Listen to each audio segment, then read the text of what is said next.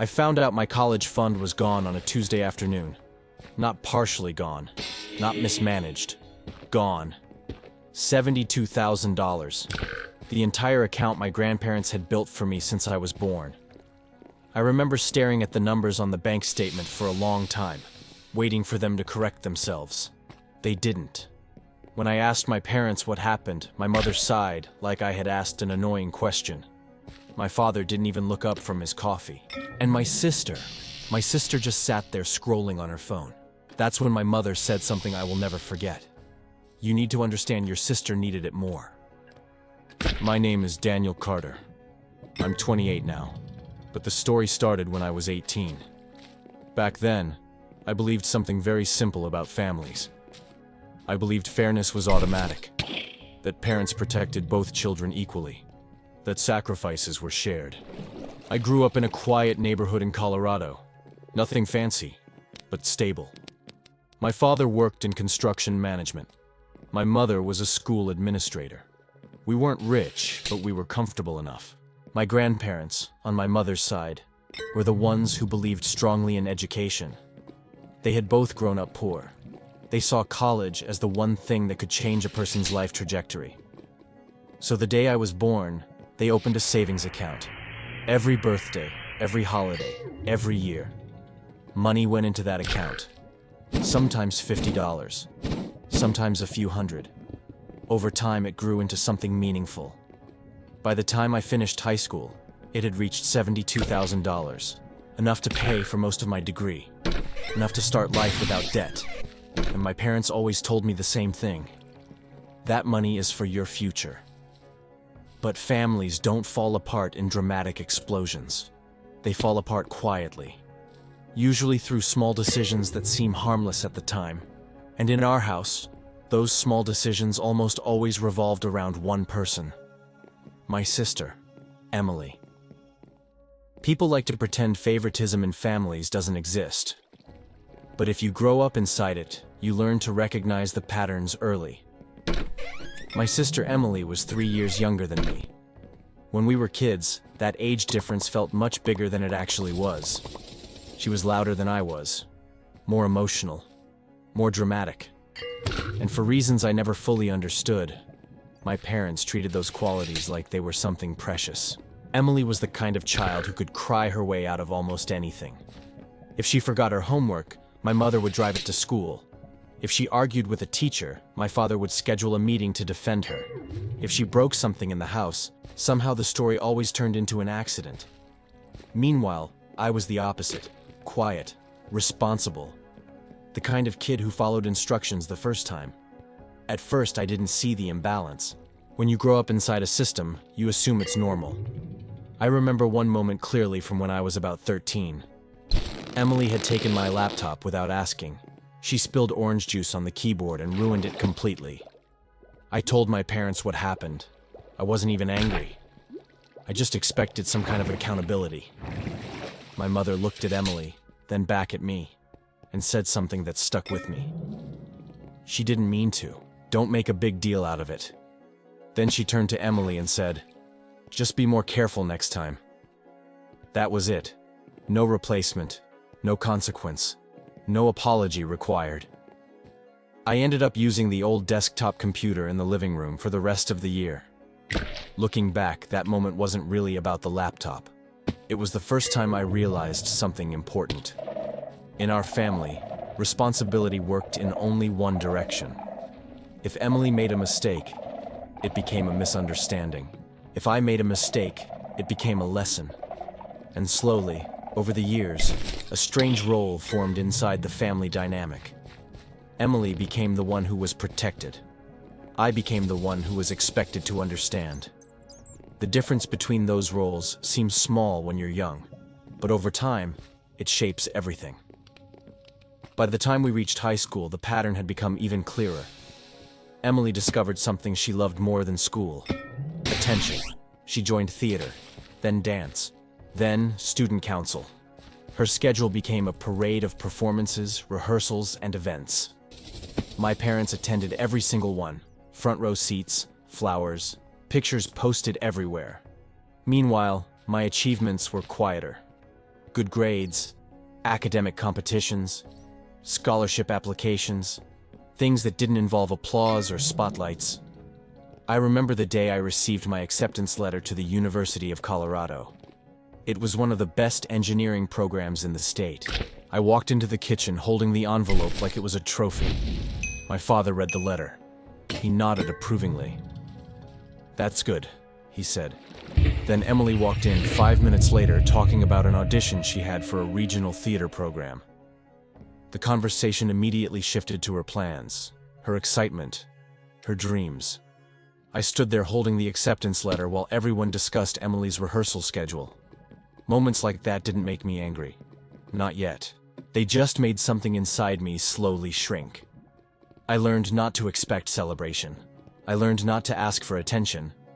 And most importantly, I learned that when problems happened in our family, the solution almost always involved me adjusting my expectations. Emily didn't have to adjust. Emily had support. Emily had protection. Emily had understanding. And understanding, as I would eventually learn, can become a very dangerous word inside a family, especially when it is only expected from one person. The first time I heard about the college fund, I was probably 10 years old. At that age, the concept of money still feels abstract. Numbers exist, but they don't carry weight yet. My grandparents were visiting for dinner that night. My grandmother had a habit of bringing small envelopes with birthday cards, even when it wasn't anyone's birthday. She believed saving money was one of the most important life skills a person could learn. At some point during dinner, she mentioned the account. "Daniel's college fund is growing nicely," she said, smiling at me across the table. My grandfather nodded. "We started it the day he was born." I didn't fully understand what that meant, but my parents seemed proud of it. My mother explained it to me later that night while we were washing dishes. "Your grandparents have been putting money aside for your education," she said. "It's for when you go to college." I remember feeling something that was half excitement and half pressure. Even at 10 years old, I understood that the money represented something bigger than just tuition.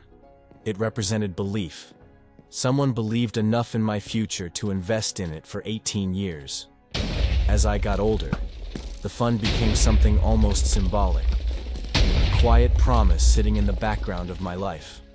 Whenever conversations about college came up, my parents would mention it. "You won't have to worry about student loans like most people," my father once told me. "You'll have a head start." A head start. That phrase stayed with me, because for most of my teenage years, everything I did revolved around making that opportunity worth it. I studied constantly, not because my parents forced me to, but because I believed I owed it to the people who had invested in my future. By the time I reached high school, the numbers became clearer. My grandmother once showed me a statement from the account. She was proud of it. $72,000. The result of 18 years of discipline and planning. Every birthday contribution. Every Christmas check. Every small deposit made over time. To my grandparents, it wasn't just money. It was security. It meant I could graduate without starting adulthood buried under debt. Meanwhile, Emily had very different priorities. School had never been her main focus. She preferred theater rehearsals, social events, and anything that put her in the spotlight. My parents encouraged it. They told her she was creative, passionate, destined for something artistic. I didn't judge her for that. People are wired differently. But there was one detail that always made me uneasy. Emily never seemed worried about the future. Not the way I was. She didn't think about tuition costs, or applications, or savings. Whenever those topics came up, she would wave them away with a laugh. "Something will work out," she would say. At first, I thought she was just optimistic. But as the years passed, I started noticing something else. Whenever Emily needed something expensive, my parents found a way to make it happen. Dance workshops, travel competitions, private acting classes. Each one came with fees, sometimes thousands of dollars. And every time I asked how they were paying for it, my mother would give the same answer. "We're managing." That answer didn't bother me at first. Families spend money on their children all the time. But one afternoon during my senior year of high school, I overheard something that made my stomach tighten. My parents were arguing quietly in the living room. Emily had just been accepted into an expensive summer theater program in New York. The tuition alone was nearly $10,000. I heard my father say something that stuck in my mind. "We don't have that kind of money right now." My mother responded immediately. "We'll figure it out." That phrase again. "We'll figure it out." The conversation ended when they noticed me walking past the hallway. They both stopped talking instantly. My mother forced a smile and asked if I wanted dinner. At the time, I didn't connect the dots. Not fully. I assumed my parents were taking on debt or adjusting their budget to support Emily's program. It seemed stressful, but families make sacrifices for their children all the time. What I didn't realize yet was that the sacrifices were not being shared equally, and that somewhere in the background of all those decisions, there was an account with $72,000 sitting in it. An account everyone in the family knew about. An account that represented my future. A future that, as I would soon discover, had already been quietly rewritten without my permission. The day I discovered the money was gone didn't begin dramatically. It started like any other ordinary afternoon. I had just finished a long shift at the small electronics store where I worked part-time during my senior year of high school. The job wasn't glamorous, but I liked having my own money. It gave me a small sense of independence. I remember driving home that day with the windows down, thinking about college housing applications. Orientation emails had started arriving from the university. Dorm assignments, meal plans, course registration dates. Everything was starting to feel real. For years, college had been this distant milestone. Now it was only a few months away. When I walked into the house, my mother was sitting at the kitchen table with a laptop open. Bills were scattered across the surface like pieces of a puzzle. She looked up briefly. "Hey," she said. "Hey," I replied, dropping my backpack near the door. Something about the scene felt slightly tense, but I couldn't identify why. My father was in the living room watching television. Emily was upstairs. The house looked normal, but there was a strange heaviness in the air. I went to my room and started organizing some paperwork related to college. That's when I realized I needed one thing I had never personally checked before: the bank account information for the college fund. Until that moment, I had always trusted my parents to manage it. They had access. They handled the statements. I had never felt the need to verify anything myself. But now that I was preparing to enroll, the university needed documentation showing how tuition would be paid. So I walked back into the kitchen. "Mom," I said casually, "do you have the login information for the college fund account?" Her fingers froze on the keyboard. It was a small movement, but I noticed it immediately. Then she closed the laptop halfway. "Why do you need it?" she asked. "For the tuition paperwork," I said. "They want proof of available funds." She hesitated, just for a second, but that second stretched long enough for something inside my chest to tighten. "I'll find the statement later," she said. "That's fine," I replied. "I can just log in and download it." Another pause, longer this time. Then she gave me the username and password. I thanked her and went back to my room. I sat down at my desk and opened my laptop. At that moment, nothing about the situation felt alarming yet. If anything, I was curious to see the exact number in the account again.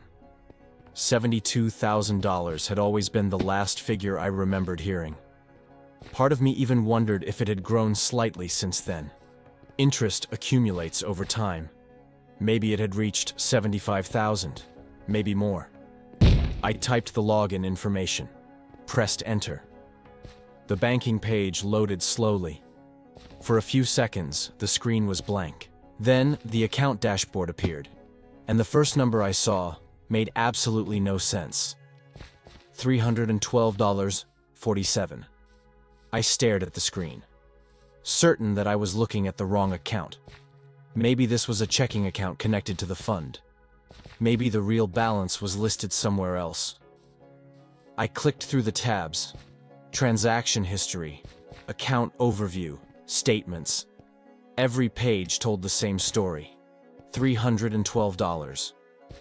I refreshed the page. Nothing changed. I logged out. Logged back in. Same number.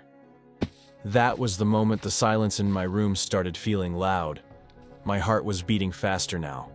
Not out of anger yet, out of confusion. This had to be some kind of mistake.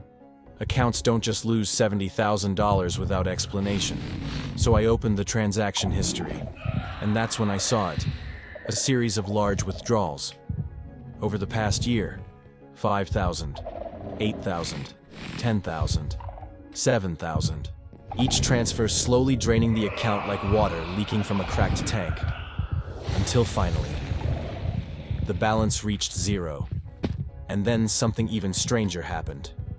The account received a small deposit of $300 a few weeks earlier. Probably interest from somewhere else, leaving the current balance at $312.47. My hands felt cold on the keyboard, because the dates on those withdrawals told a very clear story. They lined up perfectly with something else. Emily's theater program, her trips, her workshops, her competitions. The realization arrived slowly, not as an explosion, but as a quiet, sickening certainty forming in my stomach. I stood up from my chair, walked downstairs, and found my parents exactly where I had left them earlier. My father still in the living room, my mother still in the kitchen. I stood there for a moment before speaking, trying to keep my voice steady. The college fund account says there's only $300 in it. My father muted the television. My mother looked down at the table. Neither of them spoke immediately.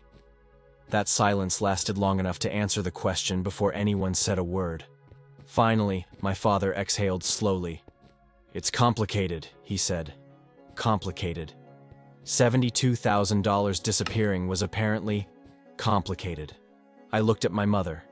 "Where did the money go?" I asked. She rubbed her temples like she had a headache. Then she said something that would echo in my mind for years. "Your sister needed help." I blinked, not fully processing the sentence yet. "What does that mean?" I asked. My father answered this time. "The theater program was expensive. The travel costs were high. And Emily had some other expenses." Other expenses. The words felt strangely casual considering what they represented. I felt something rising in my chest now, confusion turning slowly into anger. "You used my college fund," I said. My mother finally looked at me.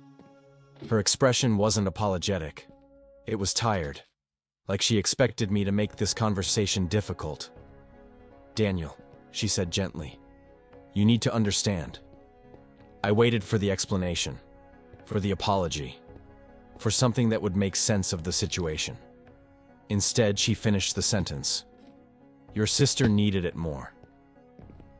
For a few seconds after my mother said those words, the room felt strangely quiet. Not peaceful, heavy. Like the air had suddenly thickened. "You need to understand. Your sister needed it more."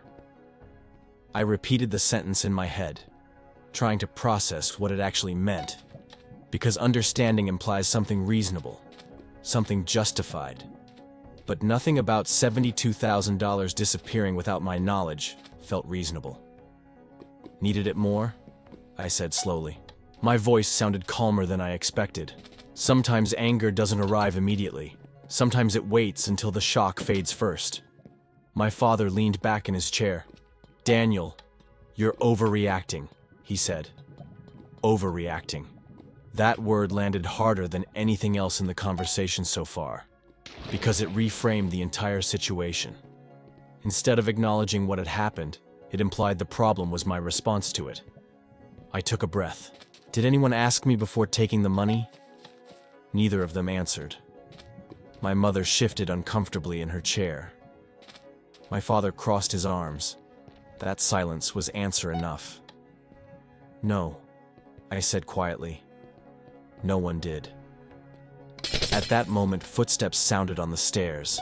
Emily walked into the kitchen holding her phone, completely unaware of the tension in the room. "What's going on?" she asked casually. My father looked at her. "Your brother is upset about the college fund." Emily frowned slightly. Oh, that was it. No surprise, no confusion.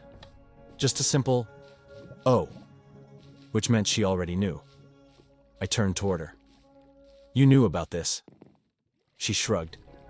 "I mean, yeah." The casualness in her voice felt surreal, like we were discussing something minor, like borrowing a sweater without asking. "You took $72,000, I said. She rolled her eyes slightly.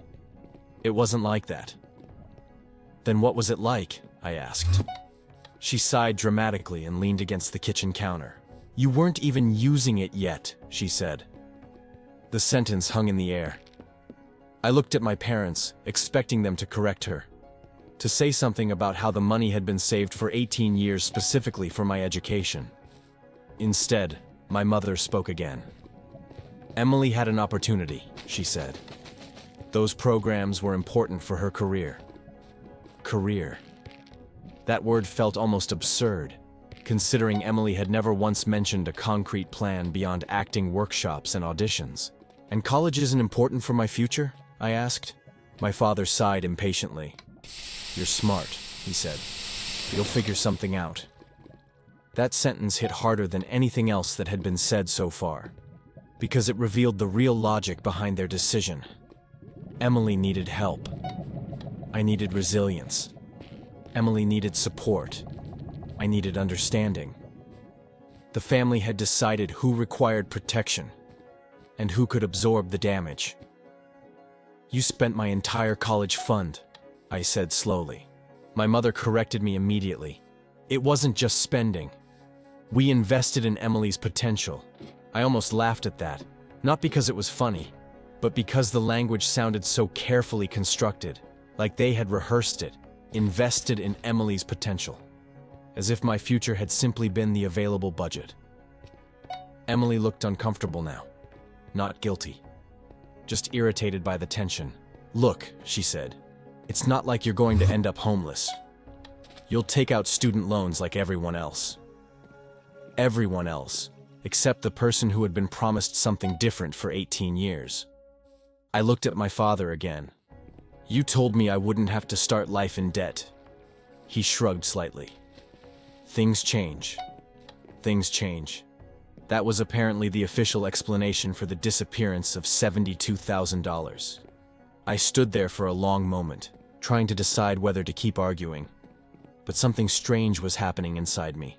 The anger I expected to feel was there, but underneath it was something colder. Clarity.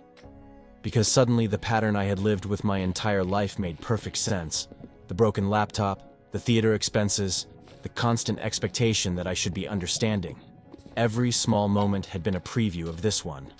The difference was that now the stakes were much higher. This wasn't a spilled drink or a ruined computer. This was the first major decision of my adult life being taken away from me. And everyone in the room seemed to believe that was simply the natural order of things. "You should be happy for your sister," my mother said gently. "She's chasing her dream." I looked at Emily, then back at my parents. And for the first time in the conversation, I stopped trying to argue. Because arguing assumes the other side might eventually see reason. But in that moment, I realized something important. They didn't see this as theft. They saw it as redistribution. Emily needed it more, and I was the one who was supposed to understand. So instead of continuing the fight, I said something that surprised even me. "Okay," I said quietly. My parents looked relieved. They thought the conversation was over. They thought I had accepted the situation. But what they didn't realize yet was that something inside me had shifted permanently. Understanding goes both ways, and for the first time in my life, I was starting to understand them. That night I didn't sleep much.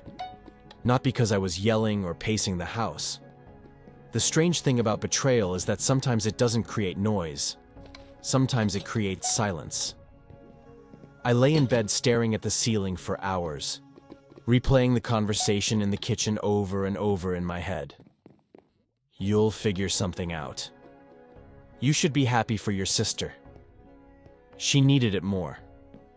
Those sentences echoed like a script that had been written long before the conversation even happened. And the more I thought about them, the more something started to bother me. Not just the fact that the money was gone, but the way my parents kept describing where it went. They called it an investment. They talked about Emily's career, about opportunities, about building her future. But something about that explanation felt incomplete. Because I had been living in the same house as Emily for years, and while she definitely attended theater programs, the scale of those activities didn't seem large enough to justify $72,000. The math didn't feel right. So the next morning, I did something I had never done before. I started looking deeper. I logged back into the account and studied the transaction history more carefully. Each withdrawal had a destination listed. Most of them were transfers to a different bank account, an account that didn't belong to my parents. It belonged to Emily. That detail alone didn't prove anything. Maybe my parents transferred the money to her so she could pay for classes herself. But then I noticed something else. The dates. Several of the withdrawals didn't line up with any theater program I could remember. One of them happened in November. Emily hadn't attended any major program that month. Another happened in March. Again, no big event. So I opened a second browser tab and searched through Emily's social media. She posted constantly. Pictures, videos, stories from every place she went. And within 10 minutes, I started noticing something interesting. A weekend trip to Las Vegas, another trip to Miami, designer handbags and several photos, a new car she started driving halfway through the year, a car I had assumed our parents helped her lease, but now I wasn't so sure. The more I looked, the clearer the pattern became. Emily had absolutely spent money on theater programs, but a lot of that money had gone somewhere else. Travel, clothes, parties, a lifestyle upgrade that had nothing to do with acting. I leaned back in my chair and stared at the screen, trying to decide whether this discovery made things worse or better. On one hand, the explanation about investing in Emily's future was clearly exaggerated. On the other hand, I wasn't even sure my parents knew the full truth themselves. Maybe they believed her. Maybe she had convinced them every dollar was necessary. Or maybe they knew exactly what was happening and simply didn't care. Both possibilities were depressing in different ways. Over the next few weeks, I started preparing for a future that looked very different from the one I had expected. Student loans, part-time work, scholarship applications.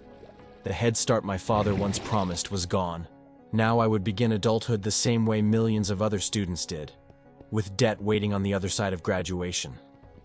At first, that realization felt unfair, but slowly, something else replaced that feeling: determination. Because the more distance I created from that dinner conversation, the clearer the situation became. My parents hadn't just taken money. They had made a decision about priorities.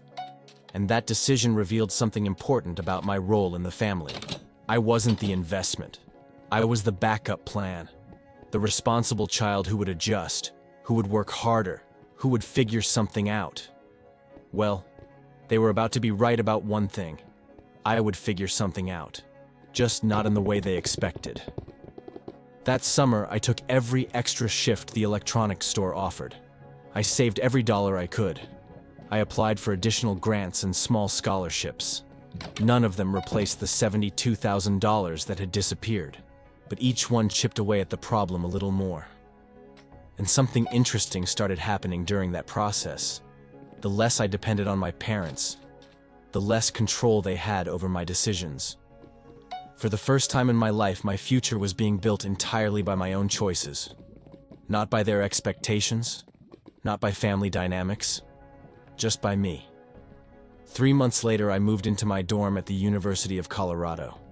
The room was small, the furniture was basic, and the loan documents sitting in my backpack represented a financial burden I had never expected to carry.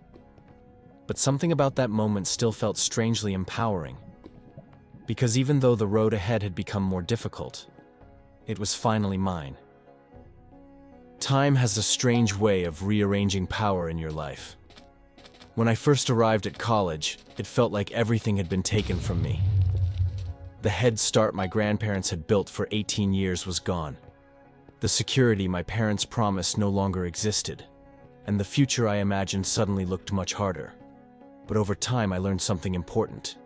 Promises don't build your life. Choices do.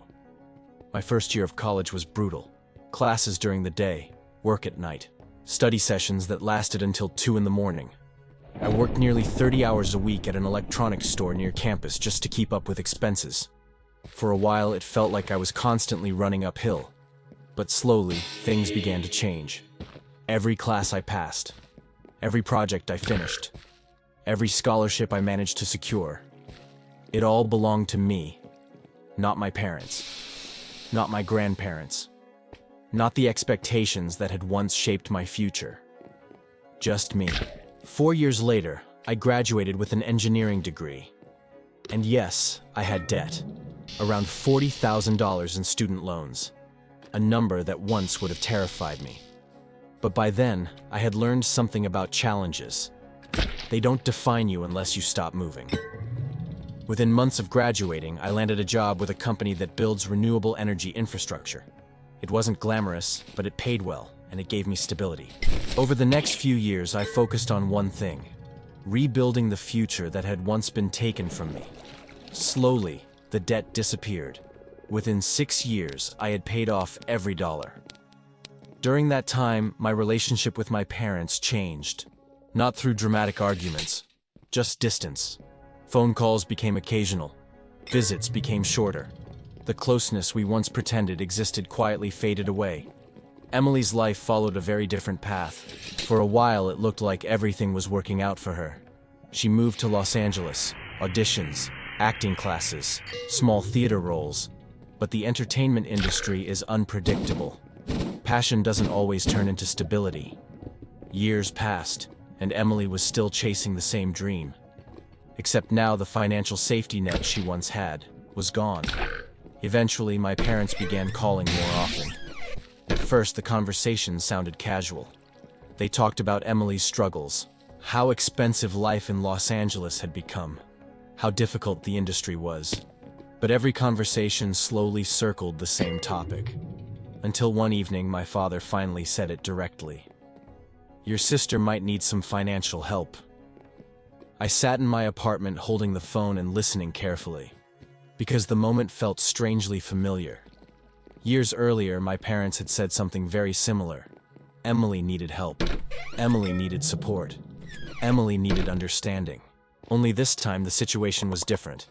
Now I was the one with the stable career. I was the one with savings, and they expected the same pattern to continue. I let my father finish explaining everything. Emily had fallen behind on rent. She just needed help covering a few months until things improved. When he finished talking, the room was quiet for a moment. Then I asked a simple question. "Do you remember my college fund?" There was a long pause on the other end of the line. My father finally answered carefully. "That was different. Different. The same word people use when they want to avoid responsibility." I looked out the window of my apartment at the city lights below. 6 years earlier, I had stood in my parents' kitchen staring at them in disbelief. 6 years earlier, they had told me something very simple. "You'll figure something out." And the truth was, they had been right. I did figure something out. Just not in the way they expected. "I hope Emily figures something out too," I said calmly. My father didn't argue. He understood the answer. And for the first time in my life, I understood something about family. Understanding does not mean sacrificing yourself. Understanding does not mean accepting unfairness forever. Sometimes understanding simply means recognizing the pattern and choosing not to repeat it. When my parents emptied my college fund, they believed I would adapt. They believed I would work harder and find another way. And in the end, they were right. I did figure something out. I just stopped doing it for them.